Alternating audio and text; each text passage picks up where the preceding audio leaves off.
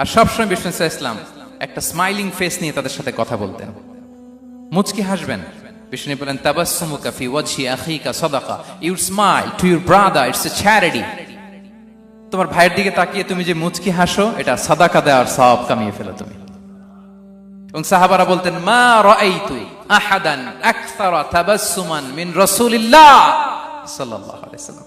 বিশ্বনবীর চাইতে বেশি কাউকে আমরা কোনোদিন মুচকি হাসি দিতে দেখিনি। মুচকি হাসেন তো আপনারা? মুচকি হাসবেন, হাসলে যদি সাদাকার সওয়াব হয় তো আমরা মুখ গোমরা করে রাখবো কেন? দেখবেন যিনি মুচকি হাসে তাকে সবাই পছন্দ করে, আর যিনি গোমরা মুখ থাকে তার দেখতে ভালো লাগে। আমার ভালো লাগে না, আপনাদের লাগে? হাসি কিন্তু সংক্রামক, ইতিবাচক ভাবে সংক্রামক। আপনি হাসলে দেখবেন হেসে হেসে কথা বলে যার সাথে বলতেছেন তারও একটা হাসি। আপনি গোমরা মুখ থাকলে ওই ব্যক্তিও গোমরা মুখ, ঠিক কিনা বলেন? এবং মুচকি হাসলে স্বাস্থ্য ভালো থাকে, মানসিক স্বাস্থ্যের সাথে